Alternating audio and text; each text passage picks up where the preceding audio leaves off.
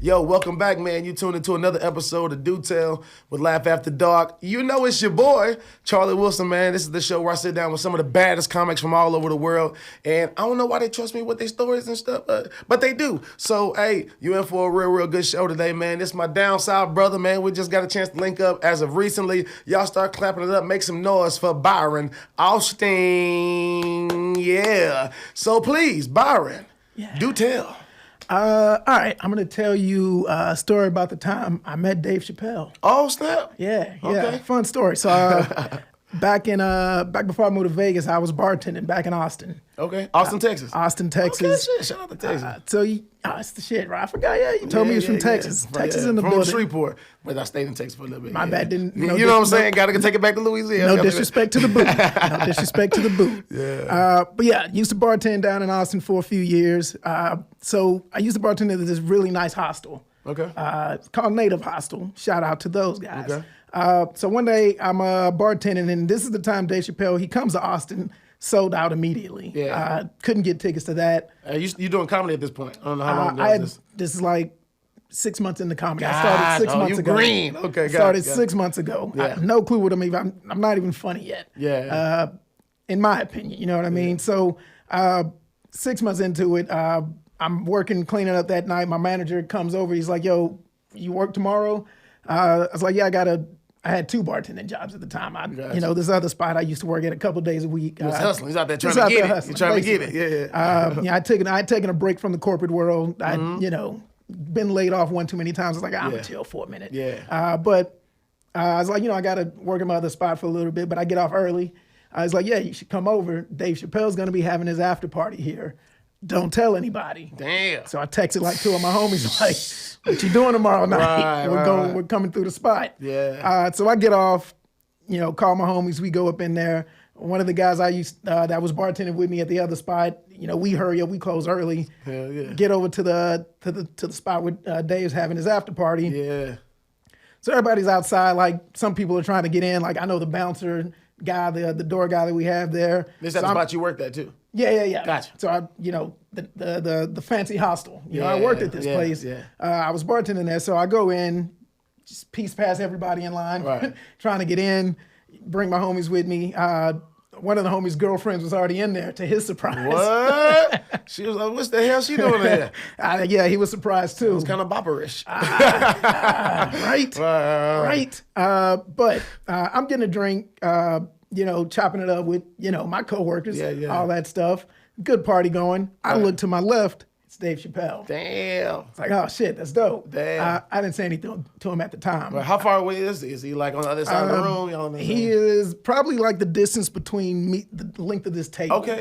Something like that. Yeah. So not quite arm's reach. Yeah. Arm's reach. You had linked over. Hey, nigga. I could flick water on him though. Wow, you could have. Could have got him. So party's going. I go upstairs. Drinking. Great vibe, great party going on. Dave's, he's in and out, floating around the room. Nice. Eventually, You're nervous at this point. You want to say something, you just don't know what to say. Not at this point. Think I'm just partying. Okay. I didn't even think I'm going to actually maybe just meet him, shake his hand, but I didn't think I'm going to actually have some shit to say to him. Dave. So floating around the party, he starts to sing along to Killing Me Softly. Oh, shit. Like the whole party just, I'm in my pain with this finger. Yeah. And Chappelle's leading this shit. He's leading the song. He's got a mic in his hand leading it. Everybody's just, the break. That's it. So that's going on. That's Everybody's surviving. Okay, all right. Killing it. So party's dope. Eventually ends. I'm a little tipsy. So I go downstairs. Me and my homie, we was about to roll out. And then I was at the bar just chopping it up for a little bit, just talking shit, being drunk. And so we sold cigarettes like at the in one other part of the hostel. Okay. So you got like a main bar area. That's some Lucy's, or was it the full pack? Full packs. Okay, I just want to know what kind of establishment this was. You know what I'm saying? No, great establishment. It was actually voted like one of the best hostels like in Chappelle's America. there, I'm sure. Right? You know what I mean? Yeah, dope. Yeah. So it's 4 like unopened pack of American Spirits. Okay. And since we sell cigarettes in the joint, it sounds now. Yes, Now this shit sounds like some hood See, shit. But we sell cigarettes. So I'm thinking, oh shit, man, somebody left their cigarettes out. So I grab the cigarettes and I give them to my bartender homie. Yeah. It's like, hey man, I think somebody forgot their cigarettes. And then, like in a movie, a hand just grabs my hand. It's like, hey brother, those are mine. What? I look over, it's Dave. Oh shit! Did you just sit there and just pee a little bit like? I just moved my hand into his. Did you kind of swab the middle of his palm? Like, a little bit, just but no. So he's like, yo, those are mine. It's like, oh shit, my bad. Yeah. Dave. Yeah. Nice to meet you. Yeah. My name is Byron. He's like, what's up, Byron? Nice to meet you. Yeah. And he was real cool about it. Wow. He was smoking there. Austin, you can't smoke indoors anywhere. Okay. He's smoking inside. He's Dave. Who's gonna tell him no? Right. Who's gonna kick him out? Right. Not you, nigga. I'm not. Get my manager, Lance. Right. Lance, Dave is smoking. Right. But so he's smoking, and I was like, and only time I don't smoke unless I'm drunk. Right. And this is how I know I'm drunk. If I smoke, if you see me with a cigarette, I'm drunk. You fucked up. Right. That's pretty much the signal. PSA, if you see this nigga out here smoking a cigarette, he need a ride home. I'm drunk. So it's like, Dave, you mind if I bum one of them from you? What? I know, right? The audacity of this nigga. You just said, okay. I was about to give his cigarettes away. Now I need one. Right. So get a cigarette from Dave. It's like, oh, that was cool. Thanks very much. Nice to meet you, bro. Wow. I'm heading out. I had put my truck in the parking lot. I call a Lyft. Yeah. I'm about to go home. Right. So I'm walking out, and one of the bartenders, I guess she was serving Dave all night, and they had just got cool. They were outside smoking. Okay. I'm walking back on my phone in the Lyft. She calls me up, hey Byron, come hang for a minute. So it's my bartender homie, Dave, one of Dave's homies. And your boy's girl that wasn't supposed to be there. No? Okay, all right, I don't know. No, okay, let's see. There was some chick trying to hang around. Of course. That was being really weird. But so it was just 4 or 5 people there. Gosh. So I was like, shit, yeah. Dave pushes a cigarette pack over, have another one. So y'all just have to stay in the spot? Well, he's staying there. Okay. Because it's a hostel. Right. We got a big upstairs room that you can you can convert into a big master suite. Nice. So he's staying there, but we're outside, just on the bench, little tables. Gotcha. Smoking a cigarette. Yeah. She's like, hey, Byron, come over, come hang. Dave offers me another cigarette. Damn. Cool. Damn. Cancel that Lyft. Right. The cancel $5 charge. What is it? Fuck. All right. Close the app and everything. Right. I deleted the app. I ain't used Lyft since. So cancel the ride. Start sitting there. Chopped it up with Dave for an hour. Wow. Funny part is, so where are your boys at this point? One of my boys, he stayed. He was there in on it too. He came out the hostel. Where's the other homie? He's gone. Okay. He was gone. I think he he left home with his girl. He's the one with the girl. He had to talk about some things. Gotcha. So the girl, that bartender, she was French. Yeah. So they were talking something. Oui. Very much. And so the girl says something, I don't remember exactly what she said, but something pertaining to her nipple. Okay. And Dave, one of Dave's homies, is like, oh, do you have a French nipple? And that just means I guess you have a hairy nipple. Okay. That's the more you know. The slang word for it. I'm gonna be using that now. But Dave kind of looked at him and was like, dude, that was kind of weird. Sure, she has smooth brown nipples. Some shit just like that. But I was like, I don't. And I just chimed in. I don't think her nipples are brown. He's like, what? She didn't say anything. Yeah. And she was like, I'm not gonna answer that. Yeah. I was like, I think Dave's homie's like, I'll bet $10 those nipples are brown. And Dave was like, okay, I'm in on it. I was like, you know what? I think they're pink. Yeah. I got 10 on it. Yeah. And so she's looking at it. So she takes the DJ's girlfriend that was with her. They walk off. She looks and she comes back. She's like, okay, what's the verdict? She's like, they're pink. I want a $10 bet from Dave Chappelle and his homie. Damn, that's wild, bro. That was dope. So night goes on. He's telling stories. At the end of it, at this point, I was like, I want to ask him a question. Yeah. The night's over. So I was like, hey, Dave, I just started comedy, man. Any advice you want to give me? He's like, yeah, man, what you want to know? I was like, dude, I don't know what I want to know. Right. Like, I don't know what that. I hope you tell me something. Yeah, I was like, I don't know what that is. Like, what would you want somebody to have told you? Like, if you were in my position, and so. I'm not going to tell you what he said. Oh, what? It's like, if I tell you, I have to kill you. It's a secret between... No. He told me this. What he said is comedy happens in 2 and 3 acts. That's what he said. I thought about it. I was like... 2 and 3 acts. And he said comedy happens in 2 and 3 acts. Okay. That's what he said. And I was like, all right, cool. He's like, don't worry. When you figure that out, you'll be all right. Wow. And he's like, he gave me a hug. He's like, all right, you're going to be all right, man. Wow. And then I went home and my adrenaline was pumping to like 7. You had to change your drawers. Oh, man. But no, that was just like one of the dopest moments. That's just crazy. The dopest That's moments crazy. in 6 life. months in, too, man. 6 months in. How long has it been that you've been in the game? About 4.5 now. Wow. Okay. Nice. Nice. So, and what he said makes sense. Wow. Like, I get what he was saying. Yeah. So I met Chappelle. Damn, that's fire, bro. That's fire. And you're originally from Austin specifically, or what? So I'm from the country close to Houston. Shout out to Angleton, Texas. Angleton, Texas. Angleton, Texas. That's where we're going to get 1.5 more subscribers from Angleton, Texas. You might get half the population. Okay, that'd be about 10 people. Nah. Is that out closer to Houston, or where's that close to? It's like 40 minutes south of Houston. Okay, gotcha. Really close to the coast. Like if you hit the coast, back up 10 minutes, and there you go. Gotcha. And then I went to school close to Austin, San Marcos. Okay. And then like right after I finished, I moved to Austin for like 12 or 13 years. Gotcha. Then I moved out here to, try some shit, see what happens. So did you start comedy in Austin, or what was it? Yeah, because I met Dave, when I met him, that was like a month or 2 before I moved out here. Now, what made you even try comedy? Like, where the fuck did that even come from? Man, so like I just been funny cat my whole life, really. Okay. Class clown, little class clown, fucking around. Like I was a theater kid. Yeah, but not one of the weird ones. Not one of the weird ones. Like, like I was cool with everybody. Like I was cool with the athletes, the popular kids, like smart kids, like everybody. I only made fun of the cool kids. Like I didn't fuck with the people who were like, usually you would think who would get bullied. I didn't fuck with them. Like I fucked with the people who didn't get fucked with. That was my thing. But because I was funny, like I got away with it. Like when I first got to high school, I was like 4'11", like 4'10". Like I was short, skinny. Like I had to be funny. You know what I mean? Like so. Right. When getting picked up on the court, it's like no, not that I had sickle cell. Oh shit! Like everybody knew. Okay, he got 3 good minutes, and then he's out. Right. So don't pick him. You gotta pick him. You gotta have whose man is that? Be like, this Brian, man. Brian, we. He needs Byron, come on, nigga. Like, nigga, my cells are sickling. Right. But yeah, you gotta have a sub if you pick me up.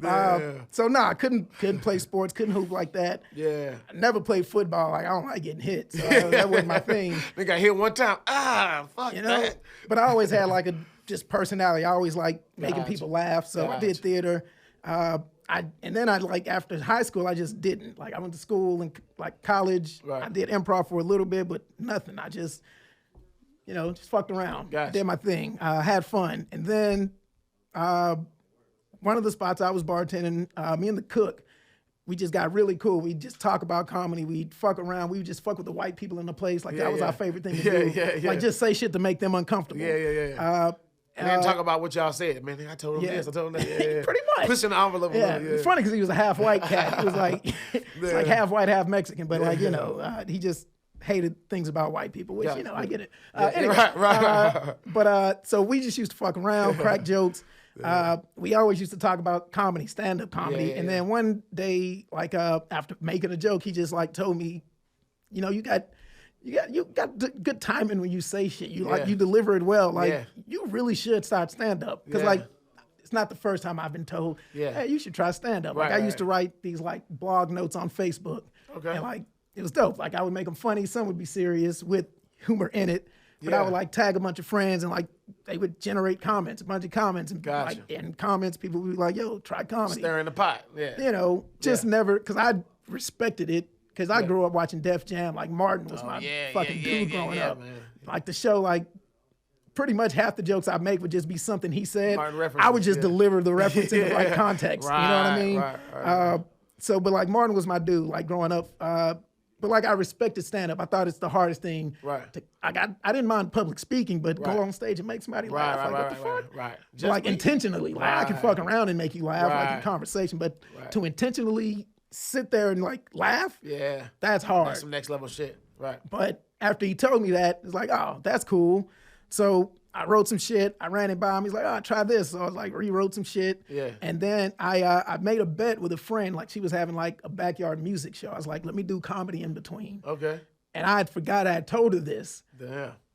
Because I had told myself like by, I think like the end of the spring, like I'm gonna do stand up. I'm gonna make sure I try it. You was probably smoking a cigarette at the time. It was fucked up. I don't even remember. Was. Had a loose like, I'm gonna try stand up. You right. But eventually I tried it. First open mic, like it was good. It went dope. Like the first two went dope. Nice. I tried that backyard show. Ooh, even before that, like the day after I did an open mic, I went to like a house show. Okay. That my homie who convinced me to do it, one of his friends did comedy, so he convinced him to put me on this house show. Second time I did comedy, like packed living room full of people. Nice. Them house shows be hitting though. House shows is hitting. Super intimate. They love me. Yeah. And like one of the dude that headlined, he was like, "Oh, you were pretty good. How long you been doing?" I was like, "This was the second time I've ever done comedy." He was like, "Oh shit, that was good." Right. So and you got the itch then. Got like, right. Shit, there was nothing like that. Yeah, like, man. That was better than an open mic. Same, yeah. Because like making just people laugh, like y'all came to see me laugh, and I made y'all laugh. Oh, that's dope. So that was it. And then high like no highs. For the next 3 months, I couldn't write shit though. It was like going to open mics. That's not funny. That's not funny. Yeah. But I was riding that high, and it's like, you know what? I want to try. I'm gonna actually give it a try. Yeah. Because at first I was just fucking around a little bit. I was this might be funny. Then I was like, oh shit, you actually got to try. Of course, especially once you start getting on a nicer stage and you got the flyer. It's like, okay, these motherfuckers don't have some expectations now. I've been in the room with some real comics now. There's that little transition that you make. Right. Right. You start to respect the game a little more. I feel like and now you, like you said, you make that transition to facts writing a little more. And there's always that show that humbles you too, that kind of lets you know that too. I'll tell you about I'm gonna tell you about my most humbling show. Same. But still in Austin, like I got on this one showcase that some good local cats on the scene had been on, and I got put on that, and that was like a couple of weeks before I had planned to move to Vegas. Yeah. And so that went well, and I was like, fuck it, Vegas would be a good spot to see if I'm any good anyway. Yeah. Might as well. Came out here. One of the first open mics I went to. Just to visit at this time, right? No. So I had planned to. I'd already planned on moving out here, like maybe like honestly before I started comedy. I had planned to move out here because my oldest brother, he's been out here for like 12 years. Gotcha. So I had talked to him like, yo, when my lease is up, I think I'm gonna go to Vegas. Just like that. And he's like, yeah, I got a house. Come. Yeah. That was the end of the conversation. Like that was it. So I had planned to come out here already. So when I started, it's like Vegas would be a dope spot to see if you're any good. Right. Fuck around in Vegas. Yeah. Come to Vegas. One of the first open mics, I meet Jimmy McMurrin. Yeah. Shout out to Jimmy. Yeah. So me and him, we link up. Yeah. Just getting better over time. Yeah. Getting humbled every once in a while before you actually get good. My most humbling show, this was at Blue Martini when they had the Laugh Lounge there. Yeah. Now, it was different at Blue Martini because sometimes you have people there to watch the show, and sometimes it's somebody's birthday. Yeah. And they don't give a fuck about the show. Yeah. So this is somebody's birthday night. It was loud up in there that night. Yeah. They in their own world. Yeah. I want to say, I think Donnie was hosting. Like Donnie, he killed it. Like Donnie Johnson. I don't know Donnie. Dope ass comedian. Dope. Okay, one of the dopest. Cool. Shout out to Donnie. I think he's recovering from some surgery. I don't want to put his business in the street. Sure. Nothing crazy serious. But anyway, he goes up, he kills it.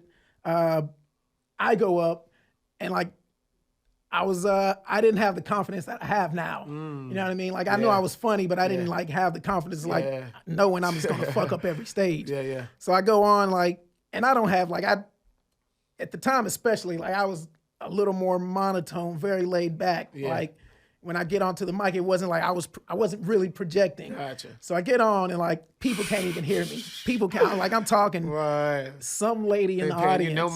Yeah. Some lady in the audience, like I was in church. You got to talk louder than that. You got to hold the mic up, baby. Ouch. Ouch. Oh, snap. It's looking like you're going to go speak at church. And go do a take your scripture. time, Like, baby. Take your time. Right. Let them use you, though. Go ahead, baby. That was the most humbling moment I've had on stage for sure. Yeah, I had a crazy one too, bro. When I was in New York, because I started comedy in New York. So I moved from Dallas to New York.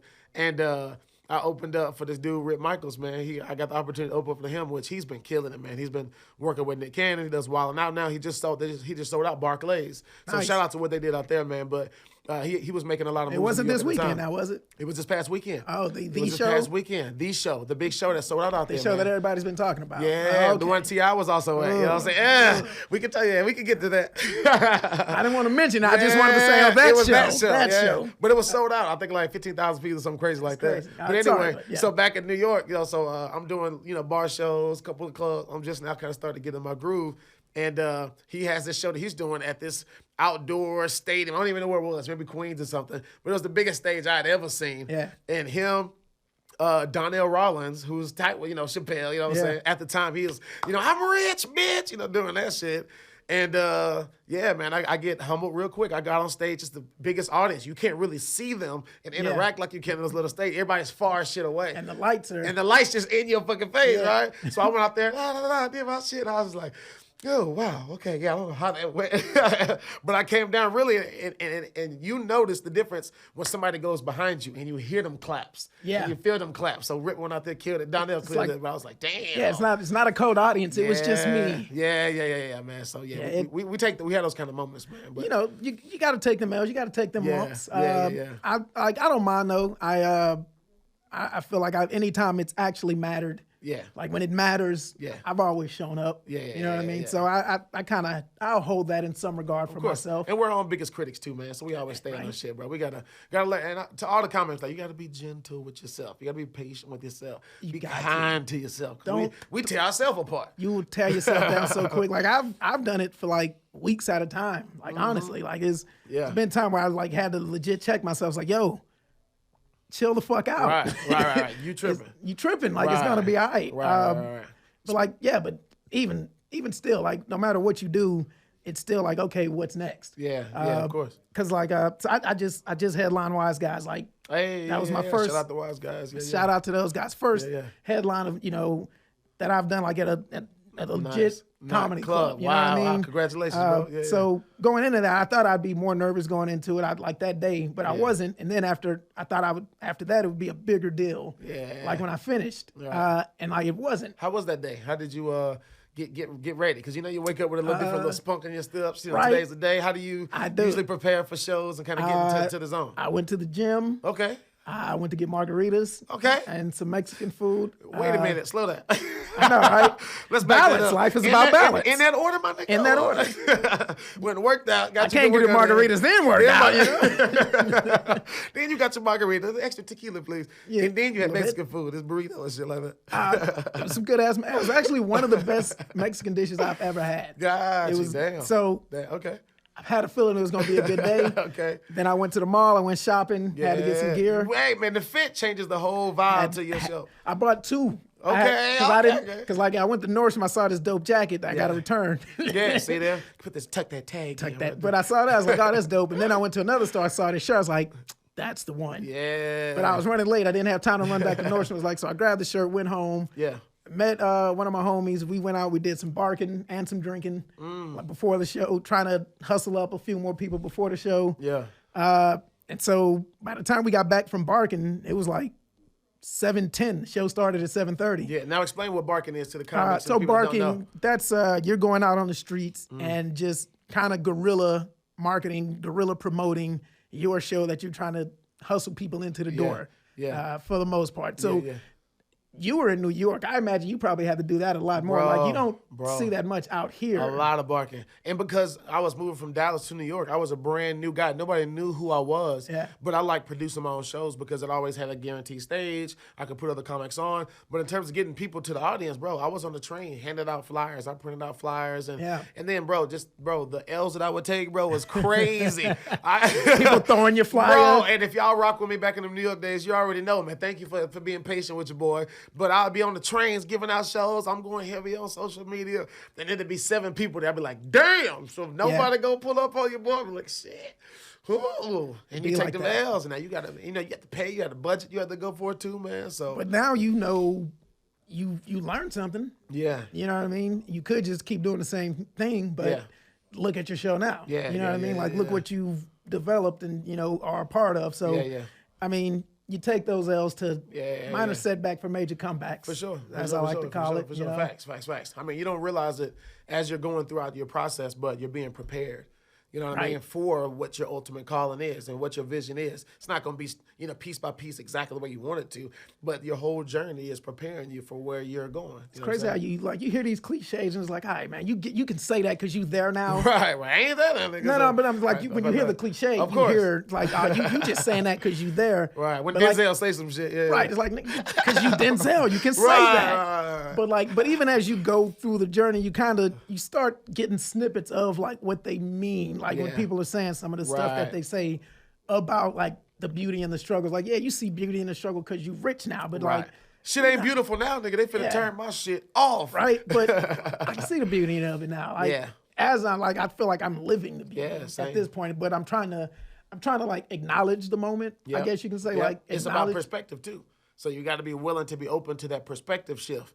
Even when things aren't going your way, to be able to still bring it back to that perspective and gratitude and that perspective of still recognizing your accomplishments while still understanding you still got work to do. But I think that's the hardest part of being an artist though, right? And I don't like, you can be music, paint, acting, comedy, like just an artist. Like I think that's the hardest part is because when it's not popping, it's you. Yeah. You know what I mean? It's always you. And you say the worst thing possible about yourself in that moment. Yeah. To where you're just digging the hole deeper. Yeah. You know what I mean? So it's harder to come out of that. So how do you come out of it? Man, like I'm not a very religious person. I like to say I'm spiritual, I guess you could say. Like I talk to God. Yeah. You know what I mean? Not every day. Yeah. But I recognize like there's moments when I do need to check myself. For sure. I feel that's a good gift that I got is like self-awareness. I thank God I have good self-awareness. Keeps you out of the way. Keeps you out of a lot of shit a lot of times. Keeps me out of my own way a lot of times. Like, that's why I don't like I'll drink, you know what I'm saying? I'll mess around and whatever, but I don't like to go. Is that tequila? That's not tequila. Okay. But like when I do anything, like even when I'm drunk, like I can always, I can cut myself off. That's my last shot. I'm done. Like, because I don't like to lose control. Every once in a while, it happens. But if I can like catch myself in a moment, like, all right, we done here. I can go and not lose control, unless sometimes I want to. Exactly. But I think having that self-awareness is like I can feel that, and so I really have a conversation with myself, God, spirit, whatever energy. I have that conversation to where it's like, for one, this ain't the worst it can be. Yeah. You know what I mean? Like it could be so much worse. There's so much worse thing that's going on. Look around. Be grateful for one. You know what I mean? And then it's like you can choose, like, just smile. Like you can choose to change your mood. But it's also like it's just checking yourself. Like you gonna sit here and wallow all day, or like you gonna get up and try to do something about it? Yeah. Are you gonna write jokes? Yeah. You gonna hit some bookers up? Or are you just gonna sit like, ain't nobody booking me? Why I can't? Like, nah, get out there, hustle some shit up, like make it happen. So, and then like usually when I have that conversation, it's usually like I'm talking like a 15-minute conversation, but like I feel like a really intense conversation that I have with myself and just exploring why I feel this way. Like, asking myself like those tough questions, and then finding the answer, and then it's like coming out with a plan. I feel like you can either like stay in that moment or you can come out with a plan. Now, do you have any things or people or sources that help you balance all of that out? Like I know for me, like I talk to my mom, to my dad all the time. I have those conversations with fam. Those kind of things keep things into perspective for me. The 420 definitely helps keep the balance and allow you to kind of recalibrate. You know what I'm saying? The thing is, like, I'm also like probably to a fault too private. You know what I mean? Like, I love talking to my family because they can cheer me up, but I might not be telling them what the problem is. Right, you know what I mean? right. But like my brother, like we live together. He can like sense. He's like, "Yo, you all right, dog?" Right. And like I'll tell him, like, "Yeah, I'm good. I'm just going through some shit." Right.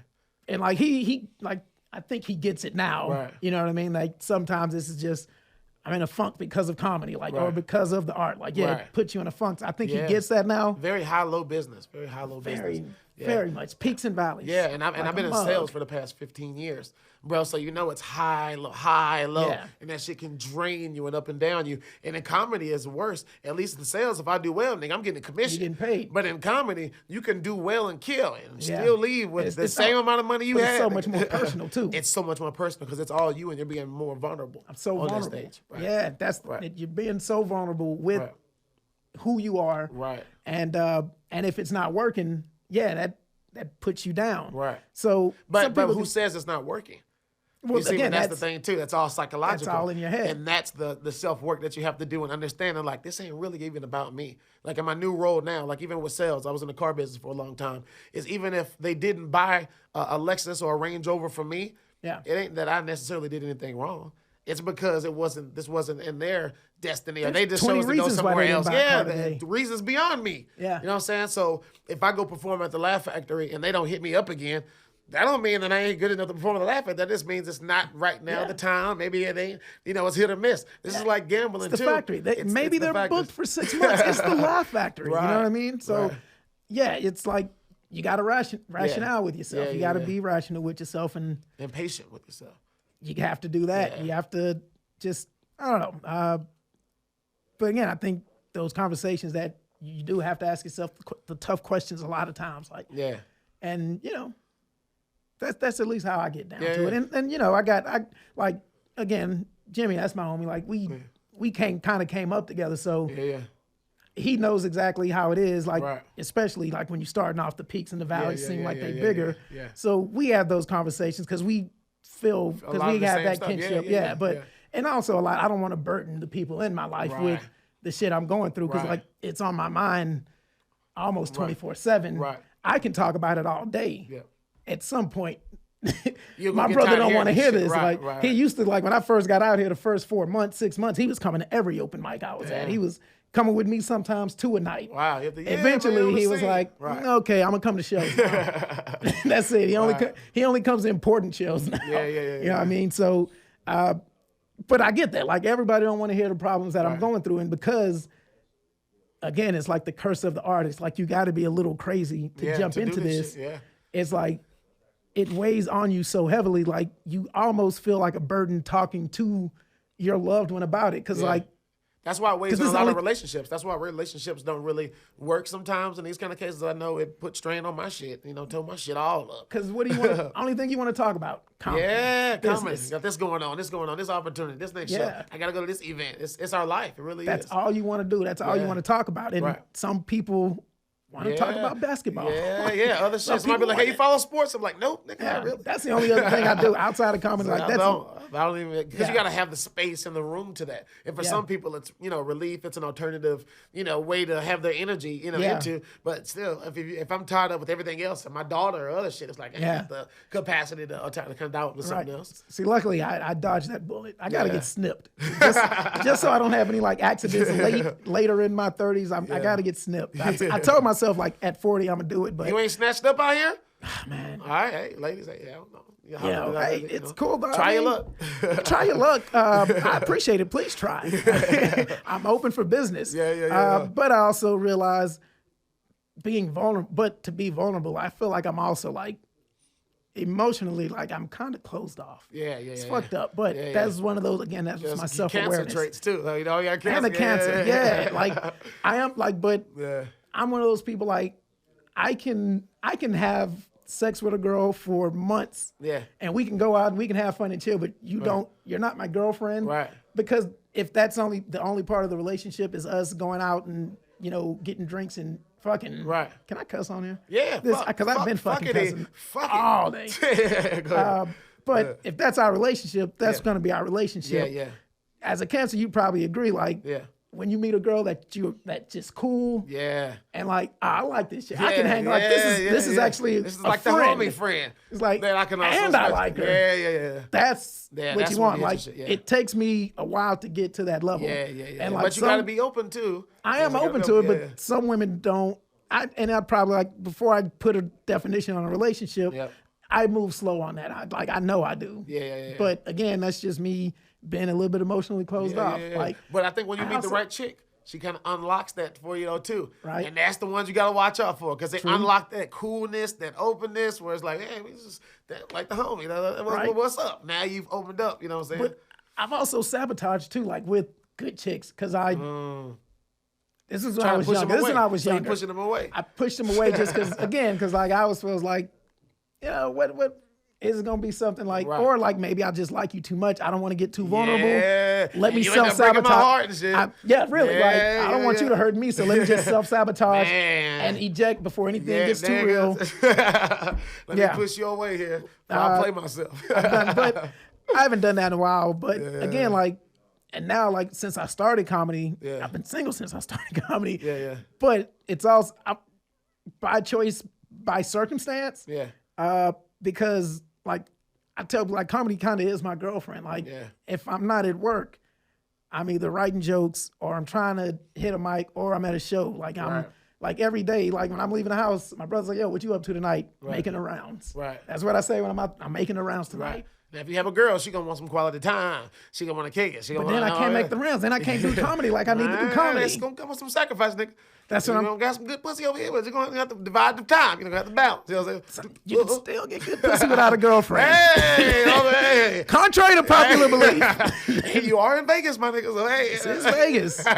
It still happens. So I mean, but you know, casual sex gets old too.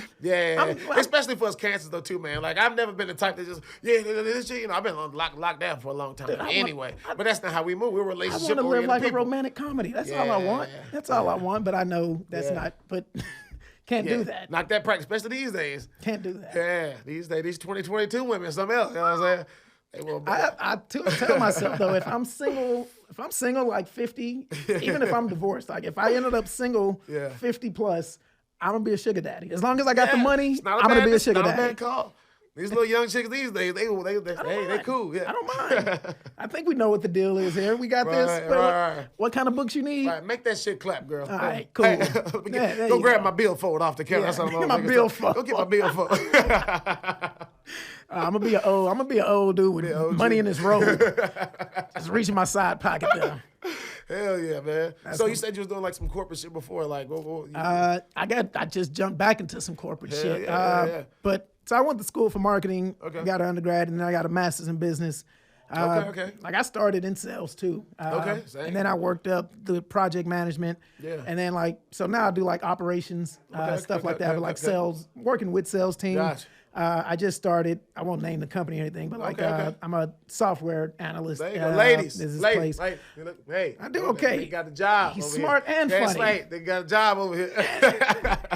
And he looks like this. Like, what are we doing? Hey, if he really like you, he probably push you away. But shoot your shot. I'm gonna bring you back though, because I'm gonna feel bad. I'm gonna watch a movie. I'm gonna be like sitting at home. It's like I'm gonna start crying because I'm a cancer. That's the thing too. Once we fuck with you, it's like, man, we fuck with you, man. You got us. When you got a cancer, you got us. But we're intuitive though. Yeah. We kind of know it's like he's cool, but don't get too close. We know who to fuck with and who not to fuck with. I feel like we can sense a genuineness in people. Right, for sure. With those senses, and they protect you a lot in life too. At least we try to think so. But that's what makes you scared too, because you think you know.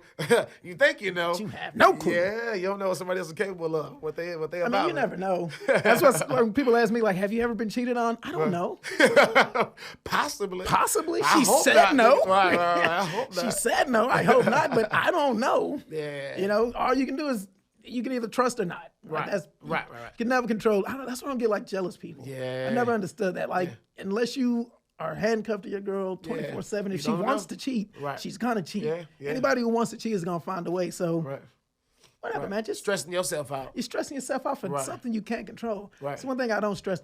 That's one thing I don't do. If I can't control it, Right. I don't stress about it. So speaking of, not to cut you off, but speaking of stress, how do you balance life out with this shit? Because comedy is obviously high-low. Sales environments, work environments are high-low. Yeah. What the fuck do you do when you're not like on fucking stage? Like where do you spend your time? How do you spend your day? What the fuck you like to do? Basketball, man. Like, Okay. it's like when I get off, shut the computer down. Like I want to watch basketball for a little bit. Like try to get a game in before I get out on the streets and start hitting. Like watching a game, or you be out here on your? No, I can't hoop down. I'm okay. 37. Oh, 37. 37. I'm pretty sure I got arthritis. I got to get an X-ray. I'm serious. I got to get an X-ray this week. Damn. But no, my knees are shot. I have not ran full speed. Yeah.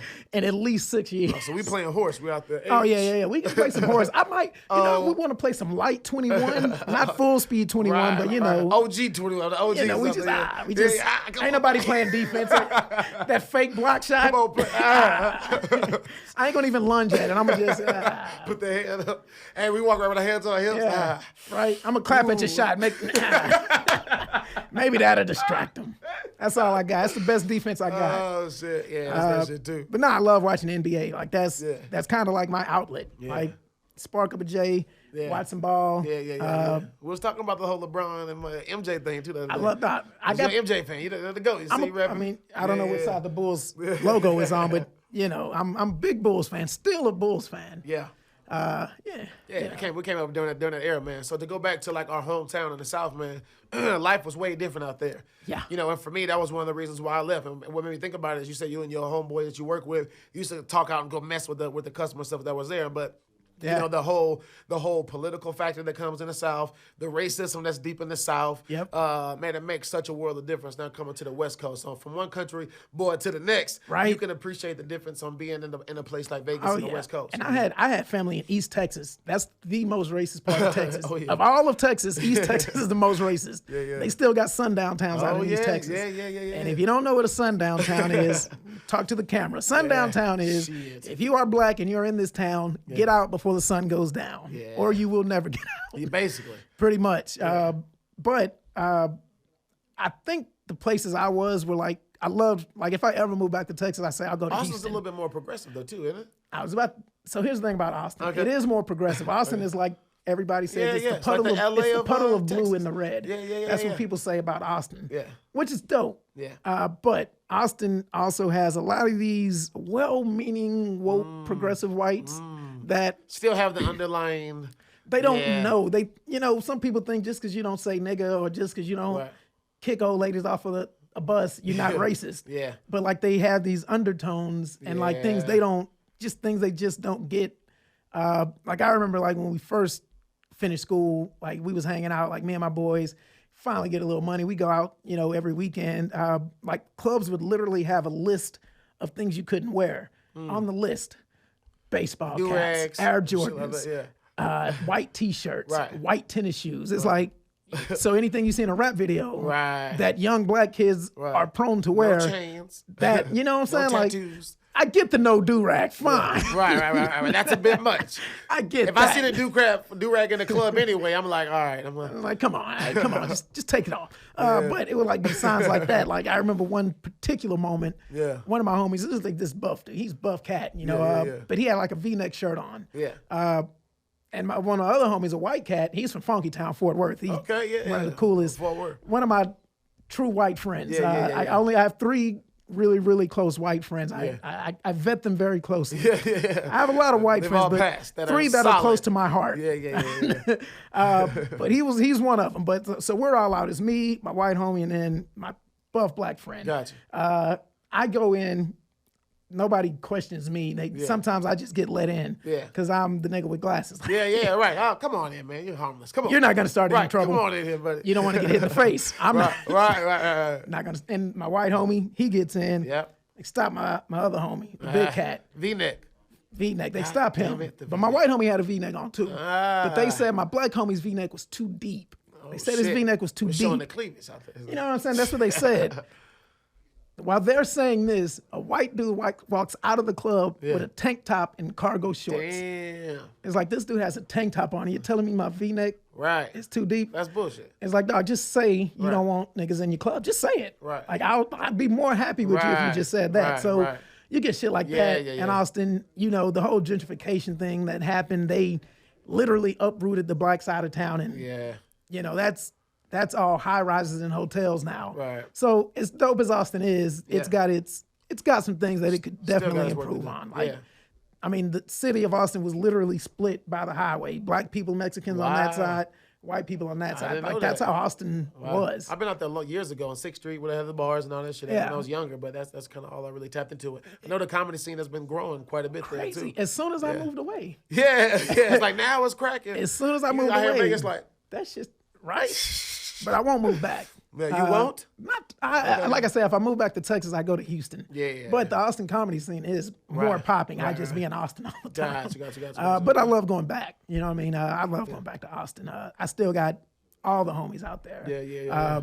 You know, not as much hype as I used to. Yeah. Losing out on that. If anybody doesn't know what hype mean, that's what people in the South call trim women. Yeah. Side pieces, things like that. Hype. Yeah. What's your favorite food from down south, man? Oh, man. When you go back home? I don't know if Tex-Mex or Cajun, dog. Shit, both. Nigga. I go to Papados. And then Papacitos. Papacito, and there's some good Mexican spots that's out there, too, that's real good in Texas, man. They got the best of both. Yeah, I mean, the barbecue.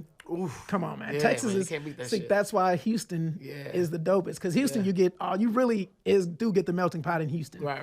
And, like, half the motherfuckers in Houston from Louisiana. Facts. We out there. So you get that there. closeness to it. So Houston just got so much good food. Yeah. And French's chicken. Yeah, I don't know French's chicken. Oh, my God. Damn, I gotta try that shit out. Nah, last time I went to Houston, It's like fried chicken? Oh, it's fried chicken with good fixings and sides. Hell yeah. Last time I went to Houston, I got a 12-piece. I put it on the carry-on. Damn.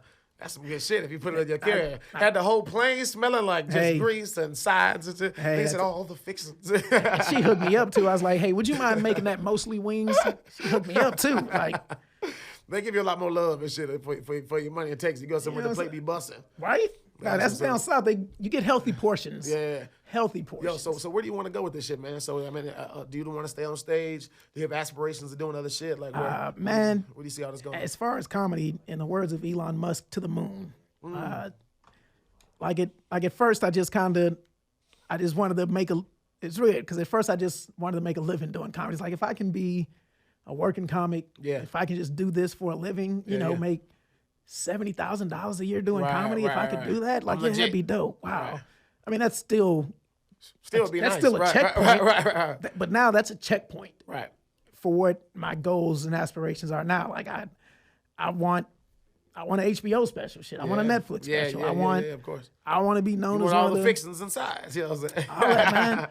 But I still want to be respected, you know, as one of the funniest cats in the game. Like, I want people to look at me and say, yo, that dude's funny, man. He's a great writer. Like I love writing. Yeah, okay. That's what I love doing. And that's probably what really keeps me going, is I love to write. And, like, that's another thing I want to do. I want to do TV. I want to write TV shows. I want to write movies. I want to produce. I want to eventually open up a shop where writing, producing, directing, and it's all coming out of I got the light. But I want to do all that. Like, I think when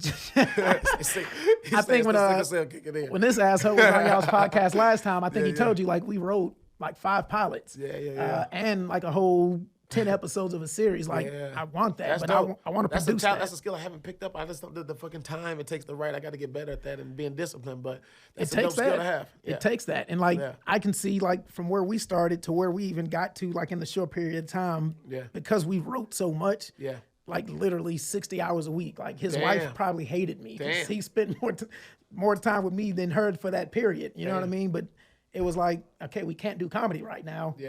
Let's dive into something else. That's fine. And that's really what we did. And now that became an itch that I can't scratch. Because like, when I was young, like 8 or 9, I remember writing Christmas plays, and me and my cousins and brothers performing them for the family and for the church.